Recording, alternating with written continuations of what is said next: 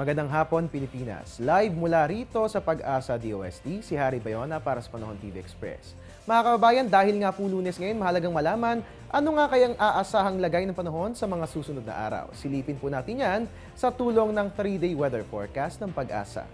Unahin po natin sa Baguio, magiging maulan nga po ang ating panahon bukas, pero huwag po kayong mag-alala dahil sa Wednesday ay gagandang muli ang lagay ng ating weather. Pero sa araw po ng Huwebes, paghandaan po natin ulit ang maulang panahon, bit-bitin po natin ang ating mga payong. Dito naman po sa atin sa Metro Manila, simula nga po bukas, magpapatuloy po ang maulang panahon at hanggang sa araw po yan ng Huwebes kung kaya't dalhin po natin ang ating mga panangga sa ulan. Nang sa gayon ay hindi tayo magkasakit dulot ng mga pag-ulan.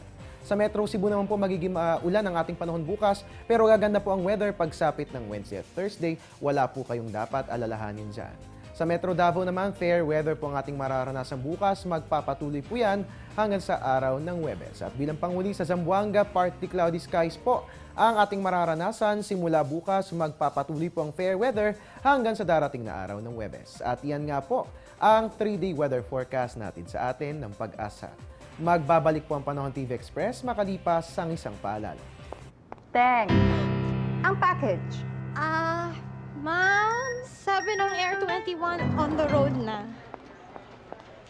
Ano, Teng? Ang package. Ma'am, sabi ng Air 21 na receive na. Okay, very good. Basta padala, sagot ka ng Air 21. May real-time delivery updates via text para worry-free ka. Teng, ang package, napadala mo na? Yes, ma'am, sa Air 21. Sa Air 21, sagot ko, padala mo! At mga kababayan, sa puntong ito mahalagang pag-usapan, kailan nga ba ang tamang oras para mag-almusal? Panoorin po aming mga paalala sa tamang oras.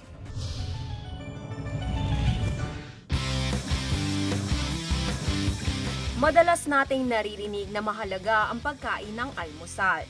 Dulot kasi nito ang lakas at pagkalisto na kailangan natin para sa buong araw. Napapabilis pa raw nito ang ating metabolismo na nakaiiwas sa pagiging overweight.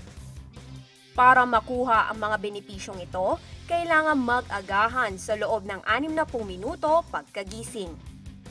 Pag ginawa nyo to, siguradong tataas ang inyong enerhiya, kaya kain na tuwing umaga.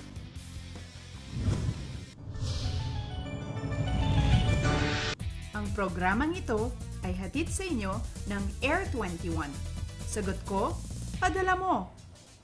At mga kababayan, 2:59 ayon sa Philippine Standard Time, oras na po para sa coffee break para dyan sa mga nag-oopisina nating mga kababayan.